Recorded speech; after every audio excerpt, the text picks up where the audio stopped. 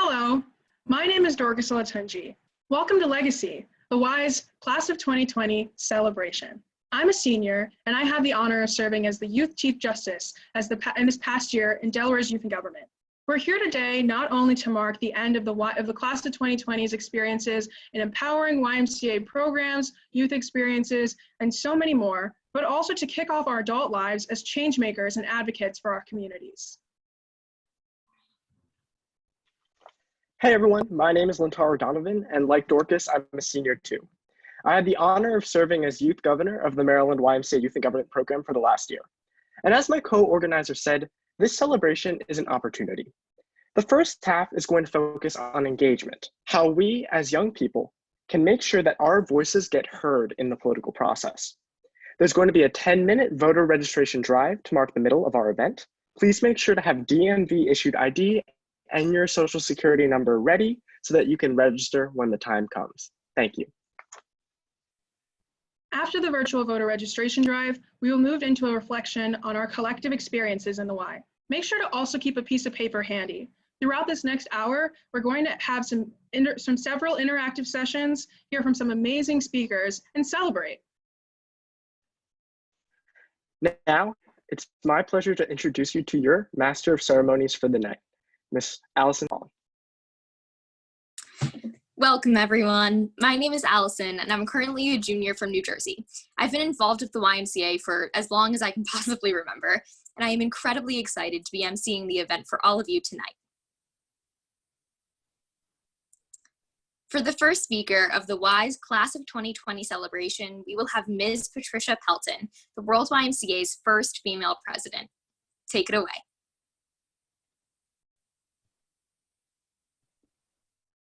Dear WISE Class of 2020, when James Edwards, Dorcas Olentuji, and Lintaro Donovan invited me to speak at the WISE Class of 2020 celebration, I was thrilled.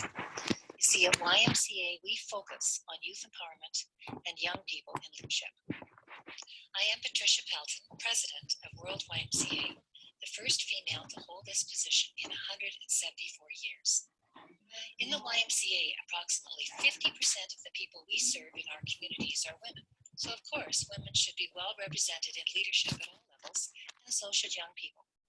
Carlos Sanve, the Secretary General of World YMCA, his staff and my board work tirelessly to promote the voice of young people in the YMCA. So, how many countries do YMCAs have in the world?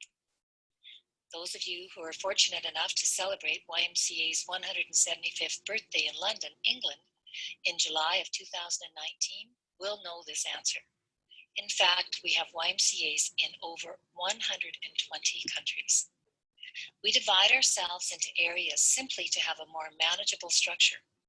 The areas are the Latin America Caribbean Alliance, the Asia Pacific Alliance, the Africa Alliance, YMC Europe, as well as the Middle East, Canada, and the United States. That is a wide reach, and we all have the same values of respect, honesty, caring, and responsibility. And I know that each of you upholds these values in your life because of your YMCA connectivity. That alone will serve you well in your future. The YMCA was founded by a young man named George Williams in 1844 to support young people. At that time, granted, it was mostly young men. Of course, now we are an inclusive organization that celebrates and welcomes all. And we are the oldest not-for-profit youth organization in the world. Many of your YMCAs have partnerships with YMCAs in other parts of the world.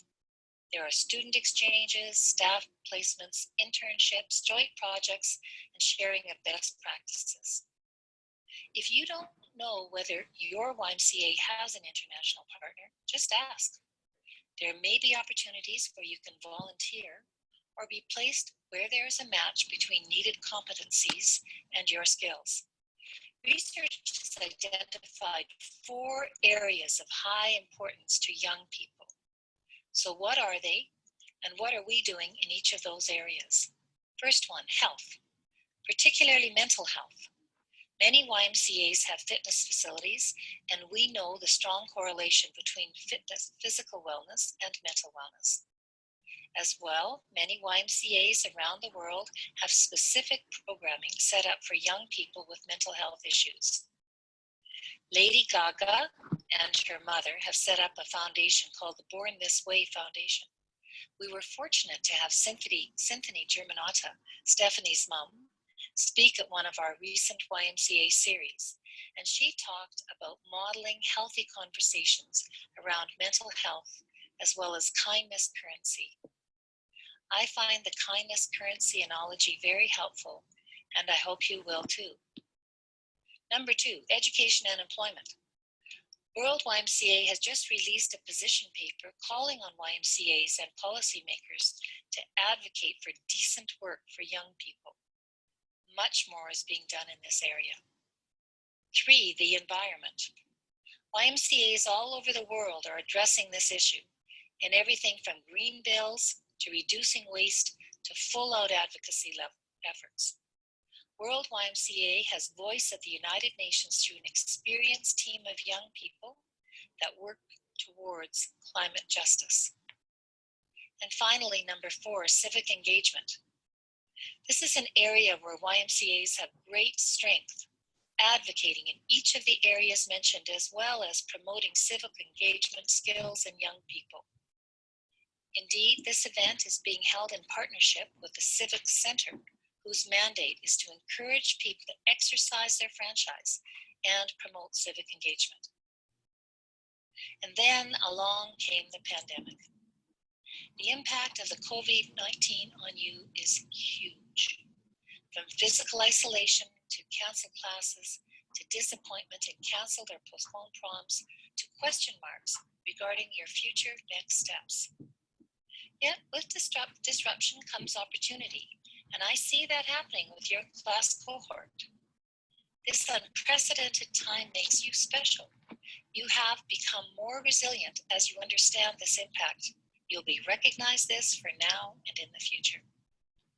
A youth resiliency panel spoke to this last week in a World YMCA session called Youth Voices, the Future We Want. There was a good deal of advice provided, such as don't wait to be seated. Ask for a seat at the table. Take that seat and bring others along with you. You are your own biggest advocate. Believe in your ability to bring about change. Find purpose and passion. It is one of the most important things you can do for yourself and indirectly for others. Lead in your communities. Dream it, do it, speak up. I strongly suggest you watch this panel to learn more from the incredible young speakers. It can be found on YouTube, Youth Voices, the Future We Want. In closing, allow me to tell you how proud I am of you and your graduating class. Do stay close to the YMCA.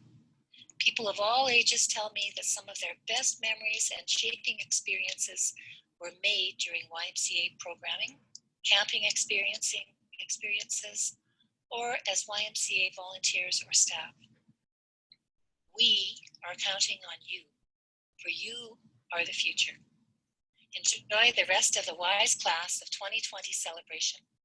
Thank you for inviting me and World YMCA to be part of your celebration event. Thank you.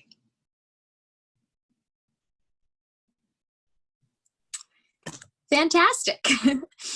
So engagement can mean many things to many people. For some, it can be a song commenting on societal issues, a witty television show, or a political campaign. To Americans, the idea of engagement conjures up images of one thing beyond all else: voting. And this generation of American youth has incredible power to influence the political process with the vote. Your voice, our voice, is potent and important. For more on this, we will now hear from Senator Rob Portman of Ohio. The senator was elected in 2010 and has served the people of Ohio in government for more than 2 decades. After, we will hear from Mary Beth Tinker, the plaintiff in the Tinker versus Des Moines Supreme Court case, which established that students' free speech rights do indeed exist inside of schools. Take it away. Hello, class of 2020, And hello to the Y Kids and to everyone.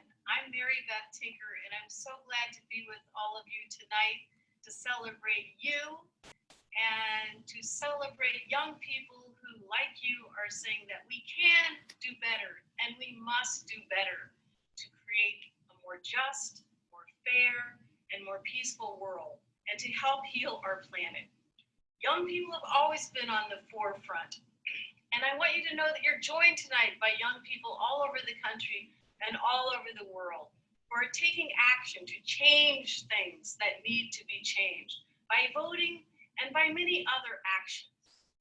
When I was a young person, I wanted to do that as well. And I got involved with a Supreme Court case that ruled that young people, students, do have free speech rights. So now I'm glad that you are using your rights to speak up and change the world and to make a much better world.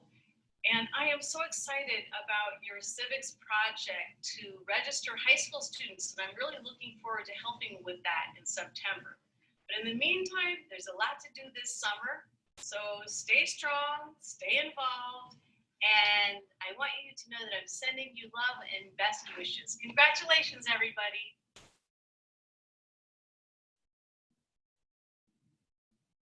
Hi, this is U.S. Senator Rob Portman. To all the members of the Y family who are graduating this spring, congratulations. Finishing high school is such a great achievement, and I'm glad to have the chance to congratulate you. I also want to give a special shout out to Sydney Dunmire from my home state of Ohio for asking me to participate today. I know these past few months with the coronavirus have been a difficult and strange time, but it's a testament to your resilience and determination that you're here today. So I hope tonight you'll celebrate your accomplishment with your friends, with your family, and with your loved ones. You've earned it. And as you celebrate, be sure to think of all the teachers and other mentors, family who have helped your situation, helped you along your journey. Whenever I'm asked to address students at graduations, I always like to give a few pieces of advice. So here goes. First, work really hard at whatever you choose to pursue. There's no substitute for that. Getting ahead is in your hands. I have found that the harder I work, the luckier I get. Second, follow your own dreams, not what other people might expect of you. And finally, I want to remind graduates of an old Portman family motto from my grandfather: always be kind and true. BCAT is to tell my kids, be ever kind and true. Respect others and be honest. Those are good rules for all of us. Whether you're going to continue your education, whether you're getting ready to serve our country in the military, whether you're entering the workforce, I wish you all the best. Godspeed. Wonderful. So next we'll be hearing from former presidential candidate and mayor of South Bend, Indiana, Pete Buttigieg. Hi, this is Pete Buttigieg, bringing greetings from South Bend, Indiana. I am sending my warmest congratulations to the class of 2020 and to everyone who is joining for the WISE celebration tonight. While this is, of course, not the gathering that we had planned on or may have hoped for, it reminds us that now it is more important than ever to stay connected and to get involved. And organizations like the Y are so crucial in doing that important work in communities across the United States. Of course, one of the most important ways to get involved is by exercising our most basic and sacred right that we have as Americans. That is to register and vote. If you haven't already, make sure to sign up for the Youth Voter Commitment and make your voice heard. Voting in November could not be more important, especially now. And it won't come as a surprise for you to hear me say it, but participating in every election, whether it's for president, governor, of course, for mayor, is so important in ensuring the strength of our democracy and the future of our communities. You know, you are coming of age at a time in the life of our country that's going to require imagination, empathy, and boldness. So I cannot wait to see all of the ways that you will find to seize this moment and make our country and our world a better place. Congratulations, best of luck, and I hope I'll get to see you in person out there one day. All right, so as Lintaro said earlier, we want this event to be focused around engagement. your engagement. So tonight, not only will we be celebrating your accomplishments from high school, but we'll be holding our virtual voter registration drive. Please make sure that you have DMV-issued ID and your social security number available to help you register. If you're already registered or if you're not eligible, don't worry. You can pledge to help engage others. However, before we start, I'm sure many of us have the question in mind: why does my voice, my vote, truly make a difference? Why does it matter? Our upcoming guests have just the answer. First, we'll hear from Eric Liu, a former White House staffer and founder and CEO of Citizen University, and then we'll hear from Carl Bernstein, who exposed the Watergate scandal in the Washington Post and compelled Richard Nixon to resign the presidency. Take it away. Members of the YMCA class of 2020, it is awesome to be speaking with you today. I'm Eric Liu. I'm the CEO of Citizen University, a nonprofit that works all across the United States to build a culture of powerful, responsible citizenship. I want to share two simple messages with you today. The first is this: live like a citizen. What does that mean? I'm not talking about citizen and citizenship in terms of documentation status or passports. I mean the bigger ethical sense, the YMCA sense of being a member of the body, a contributor to community. And what it means to live like a citizen is to combine power and character. You've got to understand how power works in civic life, who decides things, why it is, why some people have and some do not, and what can be changed about that. But you've got to ground that literacy in power and connect it then to a cultivation of character. And again, I know this is familiar language to you at the Y, but when I talk about character, I mean character in the collective. How do we live together? How do we live in public? How do we look out for each other? How do we serve one another? To live like a citizen means to combine power and character at every turn in everyday choices that you make. The second message I want to share is this, because we're coming upon an election during one of the most consequential times in our country's history. And the message I have for you, but especially for you to share with others, because I think if you're listening to this, you already believe in this. The message is this: there's no such thing as not voting. Not voting is voting.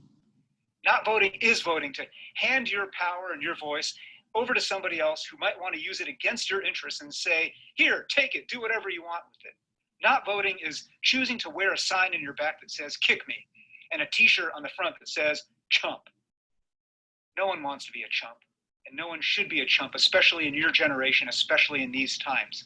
So again, I know you're going to get out there to vote if you're eligible, but as you go and spread the word among your peers and your generation, people, and you hear folks saying, well, what's the point? Why bother? This is why you got to bother. There is no such thing as not voting. You've got to show up in every way you can. As you go out there, you're going to have the YMCA as part of your life and your history and your memory banks forever. But what I also urge you to do is to have that Y spirit in the way that you live your life, the way that you live like a citizen, the way that you circulate the power that you have, and the way that you encourage other people to find their voice, express their power, and cast their vote. Go forth and change the world. I can't wait to see what you all are going to do to make our country and our planet better. Thank you. Congratulations on your graduation, especially under these difficult circumstances. I'm Carl Bernstein, and for 60 years, since I was 16, younger than you, I've worked as a journalist. I'll be brief here, but the need for civics education and carrying out what you have learned studying our electoral system and our democracy should be an occasion for great hope for your generation and for those of us who are older and ought to be the beneficiary of your experience by making it easier to vote in our country, not, as our current president of the United States wishes, harder to vote. In the next 6 months, nothing could be more important to this country than getting people registered to vote and conveying to them not only is their voting important to the future of our democracy, but also for the first time in our history, we have a president of the United States who wants to suppress voting rights. It doesn't matter if you are a Republican or a Democrat. Study the facts. We need to extend and protect voting rights and make it easier, not harder, for every American to vote in this country. I can remember when I first went to work at a newspaper in 1960, there were poll taxes in the American South that were imposed to prevent African Americans from voting. The Historic Voting Rights Act of that era ended that injustice. I'm amazed that we now live in an era 60 years later when we're looking again at the injustice of preventing people from voting. I hope you become advocates for ending this injustice today, this idea of voter suppression by any political force or party or individual. So I salute you as you complete your experience in this great program at the Y. For many years, I've advocated for increased civics education of young people in this country. You are the best argument for that. Please carry on proudly and effectively, and again, congratulations. Thank you. Thank you for those powerful words. So throughout American history, young people have led the way to new frontiers of justice, political change, and societal transformation. So now let's hear from our partners at the Civic Center, Dylan Morrissey, and one of our very own student organizers, Sydney Dunmeyer, about the importance of youth voting, especially in this tumultuous time period. All right. Hi, I'm Sydney Dunmeyer. I'm from Delaware, Ohio. I am a recent graduate of Rutherford B. Hayes High School, and my Y story started my freshman year as a part of the Youth and Government program. I started in the legislative branch and I ended as governor. And today I have with me Dylan from the Civic Center. Well, first of all, congratulations on graduating, Sydney. My name is Dylan, and I am the Director of Youth Programs at the Civic Center, and I'm so excited to be here celebrating the class of 2020 with all of you. And I'm also really happy that we're here to do voter registration because this is such an important part of the process of graduating and of becoming an adult. So Sydney, if you were to guess roughly what the turnout was amongst young people in 2018, what would you think it is? Roughly 30%. Yeah, that's exactly right. It was 28%, and that number should be really alarming because it's showing that young people really aren't having a full say in our elections, and we need to do something to change that.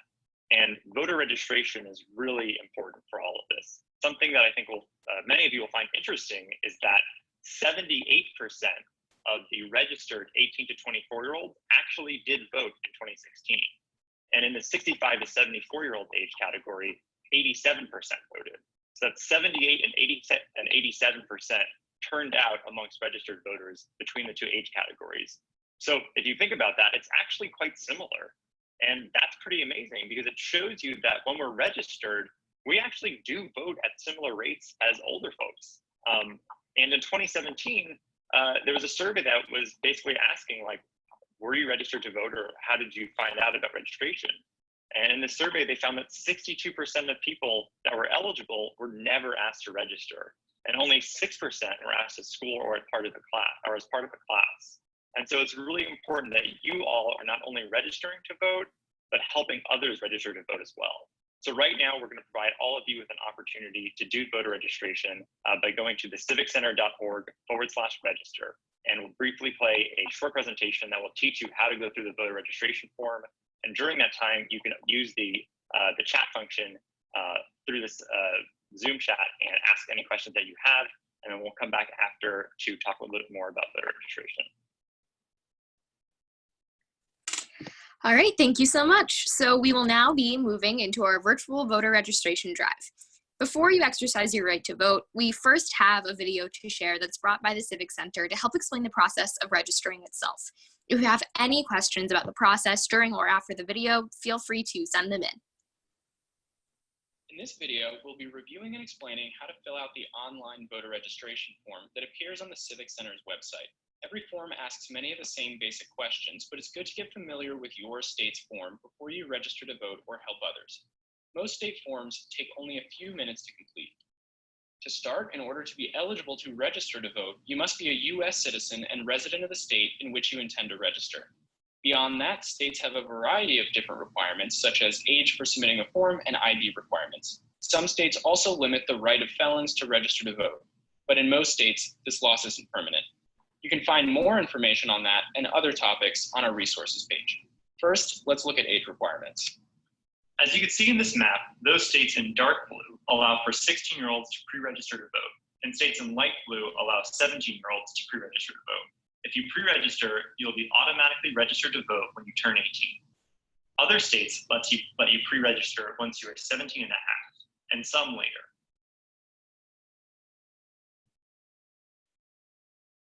If you live in one of the light red states here, you can submit a voter registration form if you will be 18 by November 2020. And for the dark red states, by the quote, next election. The term next election may refer to the date of the upcoming primary or caucus.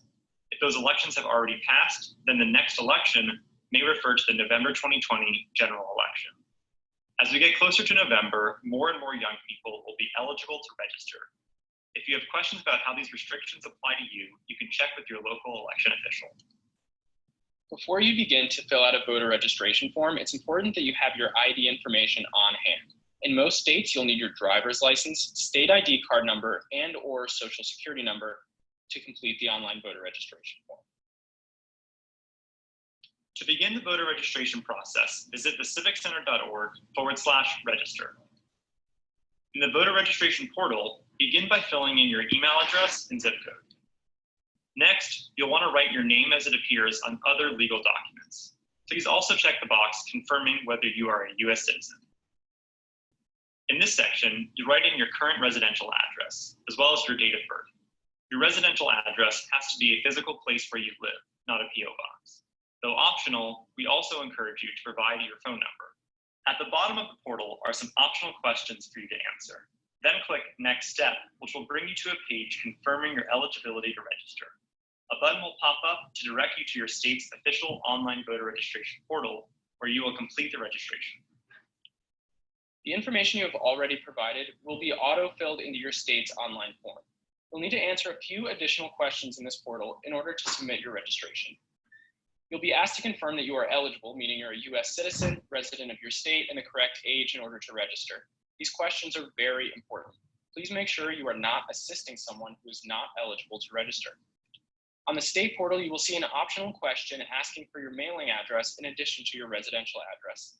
If you receive mail at a different location than the address where you live, for example, at a P.O. box, then you will fill in this section. We encourage you to sign up to vote by mail if that option is presented to you, as voting by mail generally leads to shorter lines at polling places and higher turnout rates. The previous registration section is for those who have previously registered to vote and would like to either update their address or political party preference. Those who are registering to vote for the first time can skip this section. The political party section gives you the option to select a political party. This selection can affect which party's candidates you can vote for in a primary election. If you're uncertain about whether to register with a political party, a simple rule of thumb is that if you generally prefer candidates from one party, you will avoid complications by registering with that party. Please note that the option to be independent of a political party is listed on many forms as no party/none. Lastly, it's a good idea to provide the county election office with optional contact information if that section is on your form, so that their office can get voter information resources to you. In some states, you may need to take an extra step in order to complete your online voter registration to ensure your signature is matched to your voter file. Using a driver's license or state ID to register can avoid this extra step. There may be an option to upload your signature electronically in the online portal. Otherwise, you should receive a notice in the mail that you will need to sign and return. If there are additional ID requirements to register, your state's voter registration portal will provide the information you need to ensure your registration application is complete. That is all the information you'll need in order to register to vote. If you have questions about the form, I encourage you to contact your county's election office for specific legal advice. After about 2 to 3 weeks, please check to confirm your registration has been successfully completed. We provide a link to do so on our resources page. The Civic Center is also here to help as you organize others to register to vote. You can contact us at info@theciviccenter.org and by following @theciviccenter on Instagram and Twitter.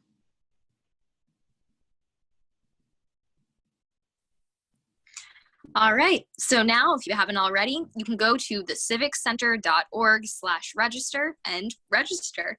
The instructions are on the screen. Again, if you have any questions, please send them to us in the chat, and also feel free to take a picture of this slide so that you can keep and share this information.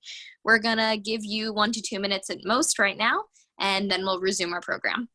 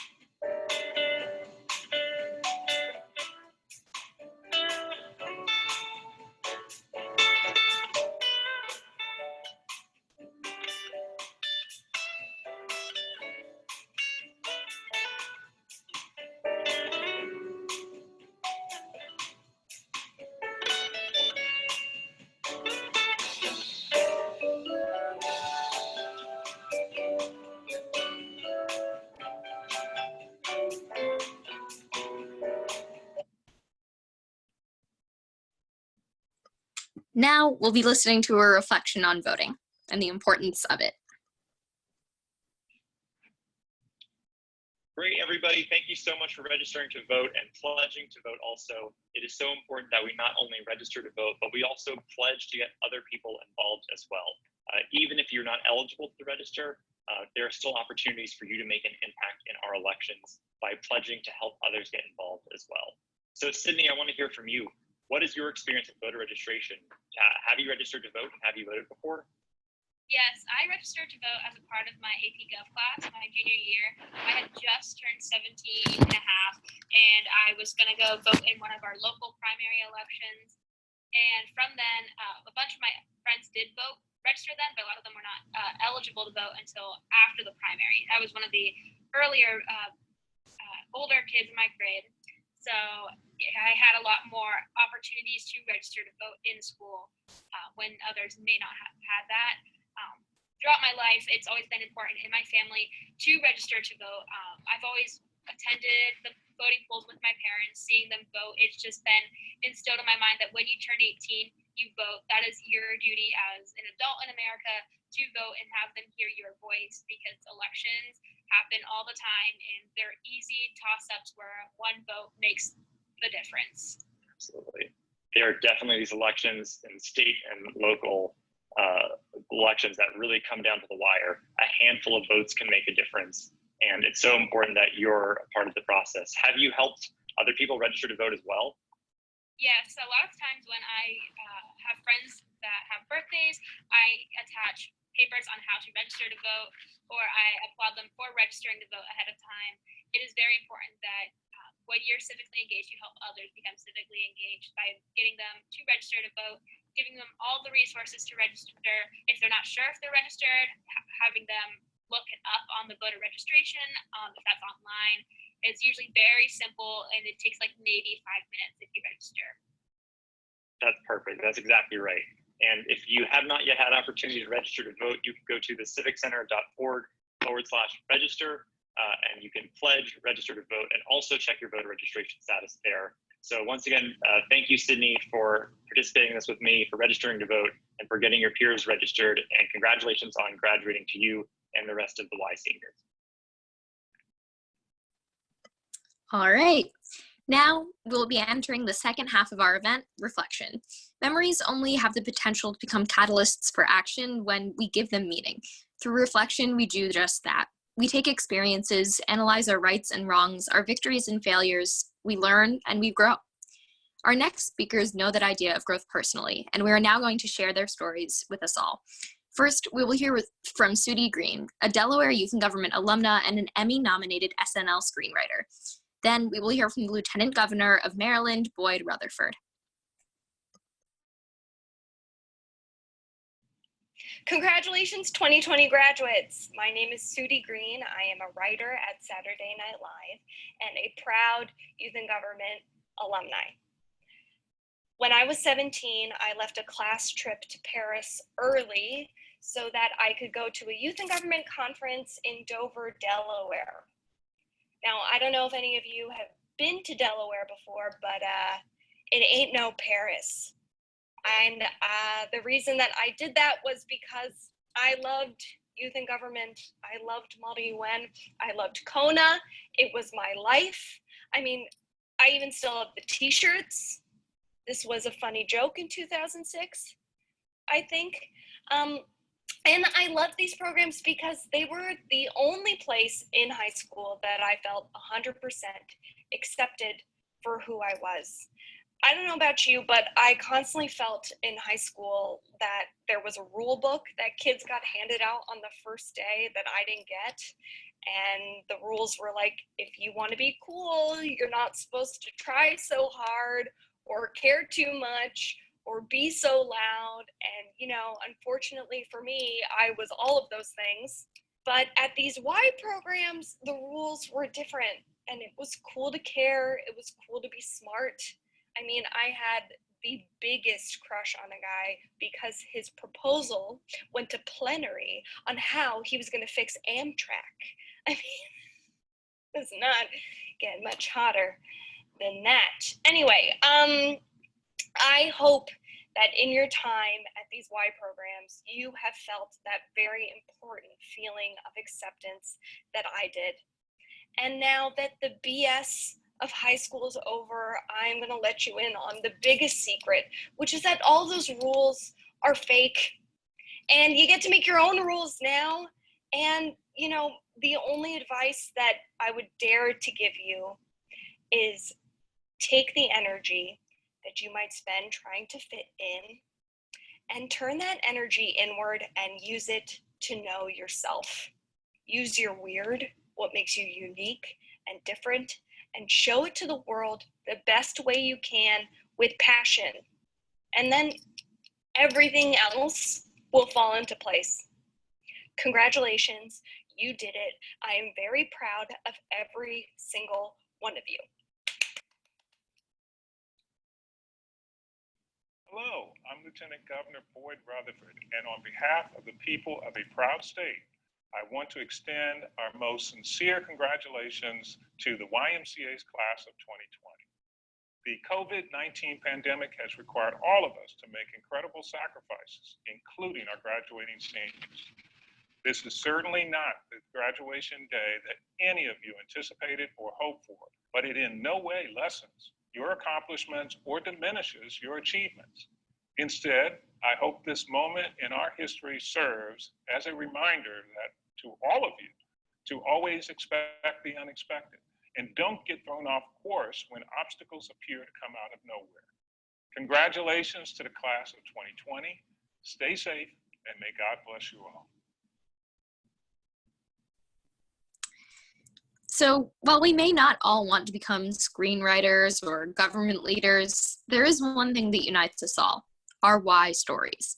As kids of the YMCA, we've had unique opportunities to learn, lead, and grow. To help us discover our stories, we have Tia Nangpal, a senior in the New Jersey YMCA Youth and Government Program. All right. Hi, everybody. My name is Tia Nangpal. Thank you, Allison, for that introduction. I'm a senior in the New Jersey Youth and Government Program, as well as the Northeastern Model UN Program. And I'm so excited that all of you guys are here for this event today. So today I wanted to use this time to talk about how the YMCA advances community service and civic engagement opportunities for young people. But before we get into that, I wanted to share this quick little video with you that really talks a lot about the Y's mission and purpose in our society today. Your zip code. Just one number different and you might have a whole other life.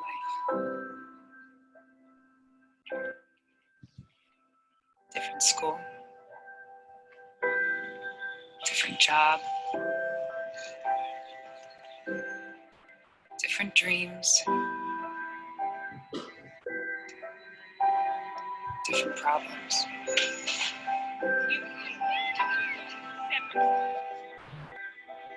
In America, the zip code you're born in can determine your future. The Y works to change that, with programs and services that help everyone thrive, no matter who you are or where you're from. For a better us, donate to your local Y today. All right, so I hope all of you guys got something from that video, and I kind of wanted to share why I found it significant to share that today. So this video talks a lot about our communities in America, and one of the beauties of America is that all of our communities are so different from one another, and they're so diverse and unique. But the problem is that so many communities in America essentially have predestined consequences for everyone who lives in it. There are communities in America in which people have a predisposition for obesity, and there are communities in America where students are very unlikely to be able to access a college education. So the purpose of the Y is to create opportunities to allow people to identify those needs and then find a way to remedy that situation in their community. It's essentially a medium to make a difference. So I wanted to reach out to all of you and ask you, what are the problems that you see in your community? And so in the Instagram poll that we released, William_L.1 talked about how a problem in his community was a lack of fresh food. So I wanted to talk about what a young student in the YMCA program is doing to help that situation.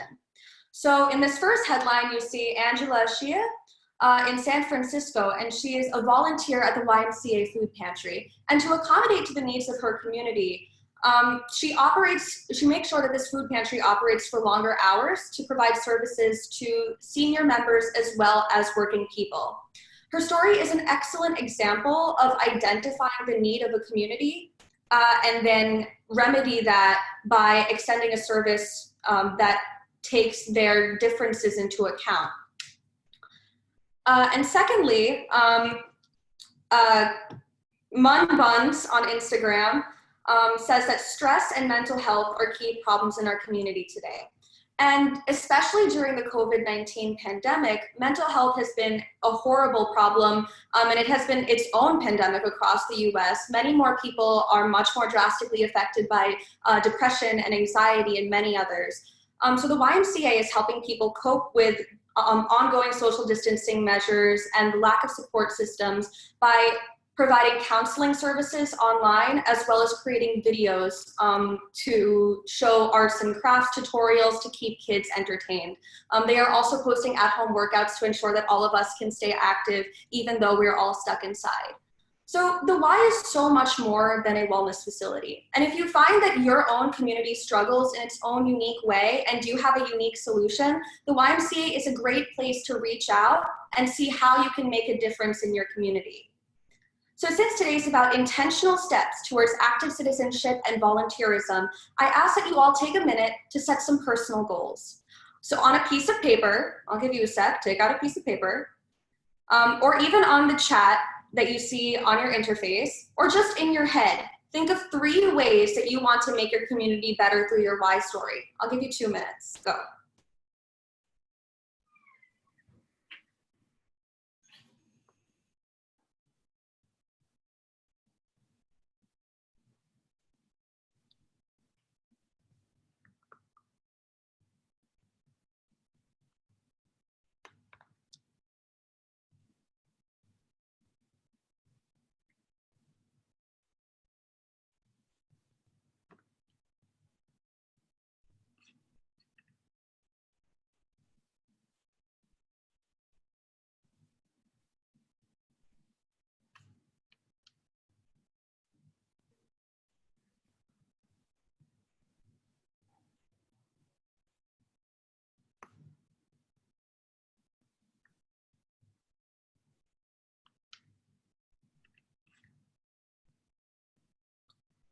All right, guys, thank you so much for attending this webinar, and I hope you guys got something out of it and you have new ideas to make a difference in your community. And congratulations to the class of 2020. Thank you so much, Tia. So now that we're wrapping up that moment of reflection, we're going to move on in our program. So of course, we've had to end our Y stories early this year due to the COVID pandemic and shutdown. Many of your culminating conferences and events have been canceled, and public health concerns threaten invaluable Y summer camp experiences. Nevertheless, we have stood strong. This is your graduation, this is your celebration, and these are your dreams for the future.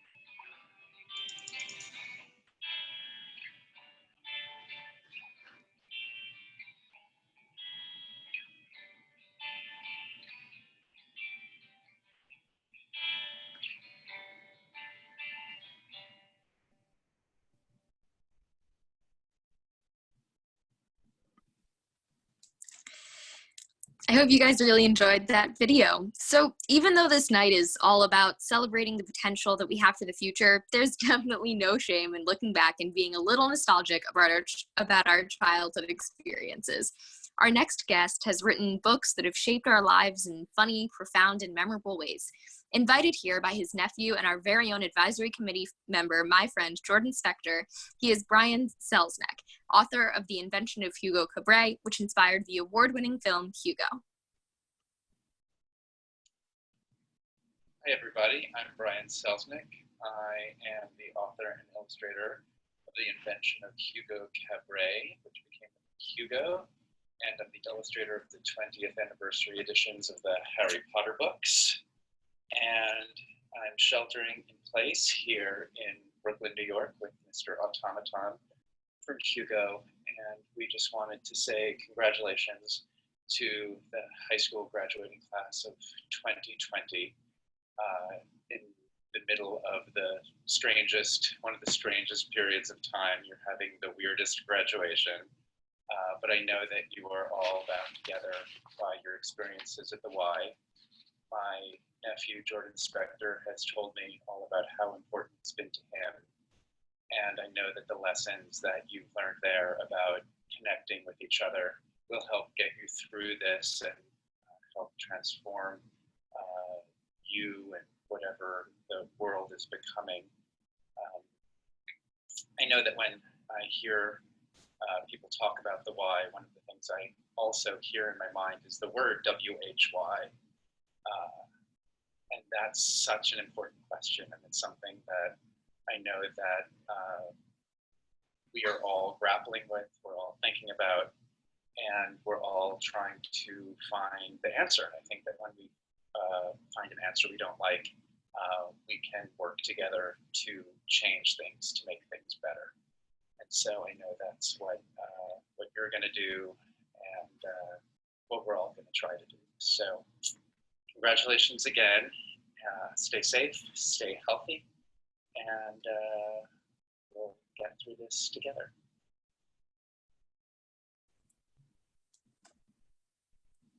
All right, so as we have said tonight, your Y journeys have only just begun. While your time as Y kids may be coming to an end, we can still take the experiences we have had and the values that we have learned with us throughout our adult lives. Make sure that as we move on to our next segment, you have a piece of paper ready. Take it away, Dorcas and Lintaro. Thank you, Allison. Hi, everyone.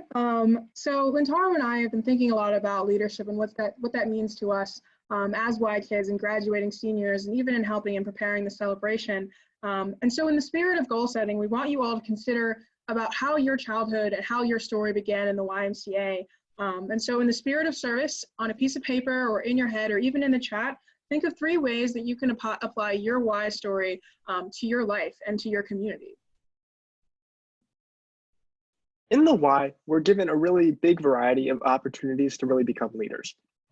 If you do youth in government, you're a leader because you're sitting in the actual seat of a politician and passing model legislation. If you're on a Y swim team, you are leading a team to victory at a swim meet. So let's reflect for our first step on how we can take a meaning of leadership we've learned in the Y to our real lives. Personally, for me, being youth governor of Maryland in the Maryland YMCA Youth in Government program meant so much more than just the title. It meant having to really actively listen and look towards people and their ideas, not as things that would disagree with mine, but as things that I could use to help strengthen my own character and personality. I don't know, what do you think, Dorcas? I agree. As the Youth Chief Justice of Delaware's Youth in Government program, especially with having to pivot to a virtual conference, all of those leadership skills that I've learned throughout my experience in the Y really did come in handy, and coming up with virtual courtrooms and training associate justices, and even trying to figure out how to score all of those rounds using Google Forms. It was definitely a learning experience, and I'm so glad that I was able to use the skills of adaptability and even the 4 core of the Y in order to aid me in figuring out that experience. Definitely. I always think back to my first year of youth in government. I was a sophomore. I was sitting in the Maryland House of Delegates chamber, or within the youth House of Delegates, as we called it.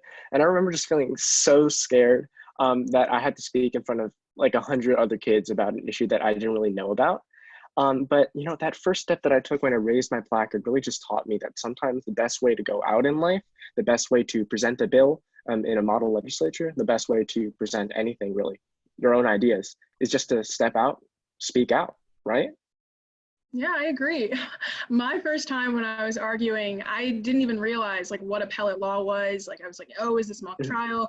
It was completely different and completely foreign, but part of the magic of being in YMCA programs, especially in youth and government, was that all of the associates and the current chief at the time, they were all there to support me. And they were really good examples of leadership at the time for me to follow as well. And being able to ask my first questions and my petitioner and respondent briefs and different things for understanding how to be an effective attorney. And it really did inspire my interest and growing in learning more about constitutional law. And that's another reason why Mary Beth Tinker speaking tonight, her address was so personal to me because of how meaningful constitutional law and student voice has been over the years. Yeah, and on that note, I think another really important aspect of YMCA leadership and its curriculum throughout its programs is the idea that you don't need to have a title to be a leader. When I first started youth in government, I was just a delegate, and over time, my interactions sort of just led to me accomplishing things that I never knew I would accomplish, earning titles instead of, actively pursuing them. And I think that's something important for all of us to remember. Just because you aren't a youth chief justice or a youth governor doesn't mean that you can't be a leader. We have leaders all around us every day who don't have titles. They're the people who, they're the people who clean our schools. They're the people who help do the nitty-gritty administrative work in so many organizations. And they're the people who really make our world run. Sometimes it's the people that we hear about on the news who are really just the public face of an entire group of people that shoulder the burden.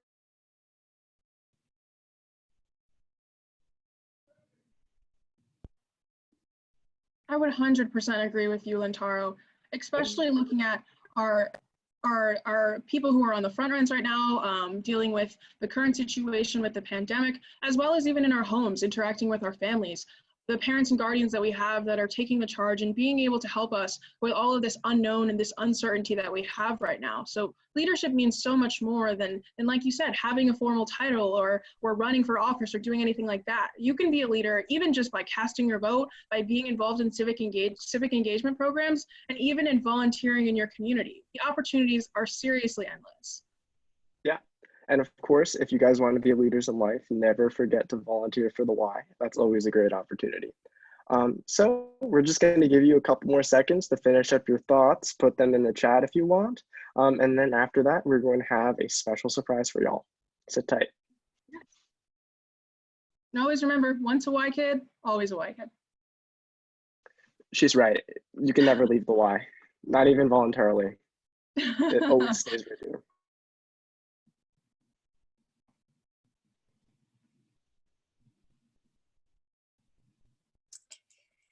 All right, guys, thank you so much for all of those beautiful words and for all of your work organizing this event. So now for our final speaker of the night, we have a special treat. He not only embodies the value of leadership, but he's the leader of the Y itself. Please welcome Mr. Kevin Washington, President and CEO of the YMCA of the United States of America.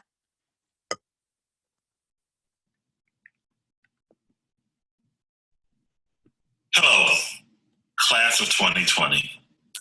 This is Kevin Washington, President and CEO of the YMCA of the USA. And I'd like to thank you for the opportunity to share a few thoughts as you graduate from high school and prepare for what's next. First of all, I want to say congratulations.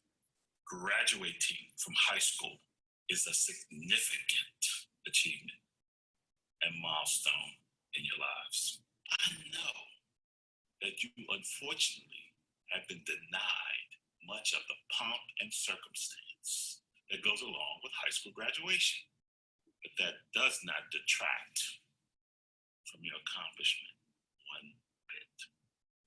Reaching this milestone required a lot of hard work. Be proud of what you've done. And trust me, once you get to be my age, the memories of the ceremonies and parties, they get pretty fuzzy anyway. But what does not fade is the accomplishment. That will stick with you.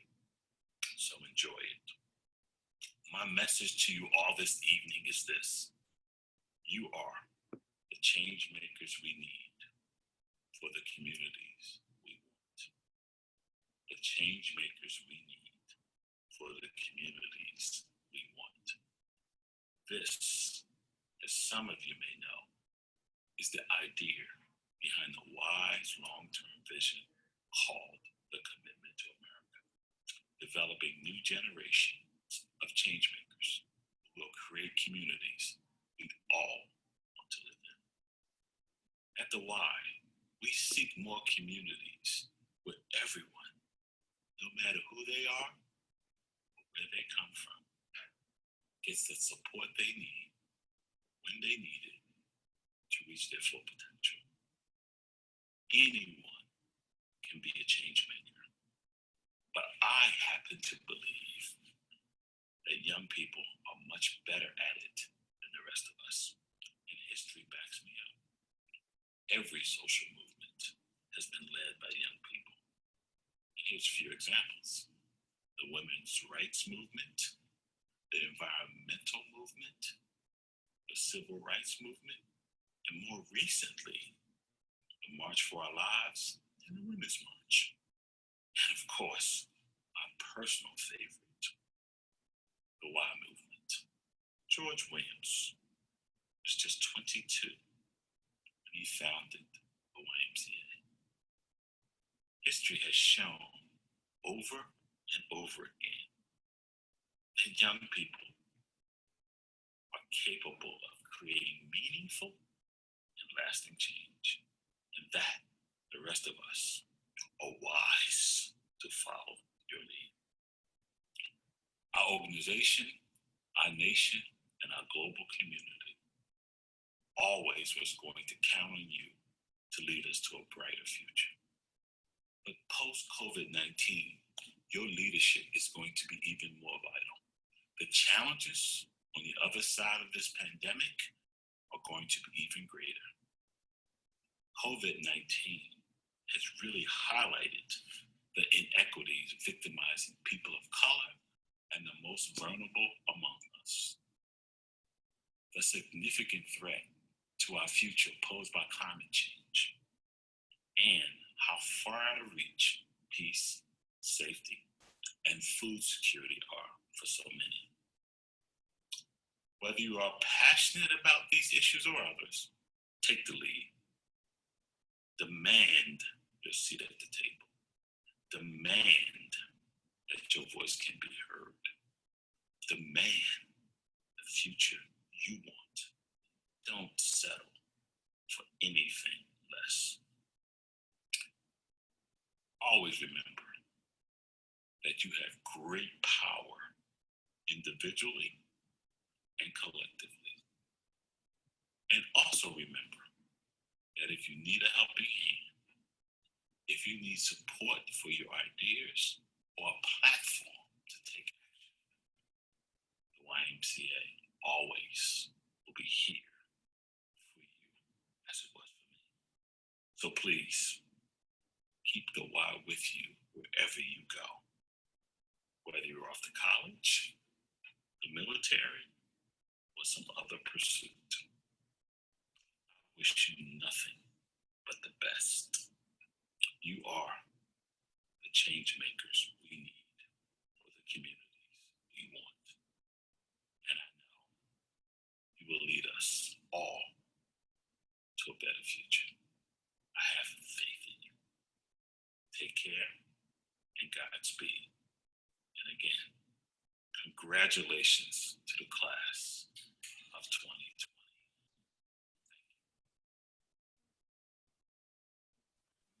Thank you so much for that speech. And to close out the event, I'm going to pass it over to our amazing co-hosts, Dorcas and Lantaro. Thank you for that wonderful speech, Mr. Washington. I'm so excited and so grateful that the YMCA will always be a part of my life and that I have a Y story myself. Definitely. I'd like to second what Dorcas is saying. The Y has really had just an amazing impact on my life. I honestly do not know where I was 3 years ago before I joined any Y programs. So like Dorcas said, thank you so much, President Washington. And now, on the subject of some other opportunities and actions that you, the audience, can take over the next couple months during this pandemic to ensure that not only you stay engaged, that your community stay engaged. From June to August, the Youth in Government program will be hosting a Changemakers Institute. You can register for this institute at ymcayag.org/changemakers. In this 3-month program, you're going to learn how to make change in your community, specifically as a young person. You're going to receive professional development, unbounded opportunity to meet kids from all across the nation over Zoom calls and trainings and webinars and speaker events, and you're going to have a chance to pursue a real-world Changemakers project. In short, you're going to leave this program with not only a certification that you went through this program, but you're going to leave with something tangible that you can put on your resume, that you can take into any other projects or dreams that you have. Yes. And Legacy, this event that we just had, the Class of 2020 celebration, is only a prelude for the wider movement of the YMCA's Youth Voter Commitment, a nationwide civic engagement initiative to unify schools and YMCA youth and government chapters from all across the country in voter registration and a call for youth participation in politics. You can register at ymcayag.org/vote. We want to say thank you so much to everyone who's attended, everyone who registered and pledged to register to vote. It truly means an important part of this event, and even for the people who made this event possible. Definitely.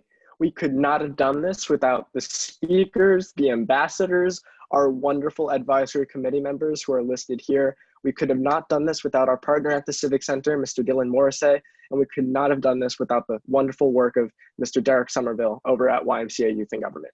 And we couldn't have done it without all the Y adults, all the Y sponsors, all the Y volunteers who have helped us become the people that we want to become. So thank you. Dorcas, if you want to close off. Congratulations, everyone. Stay safe and stay civically engaged.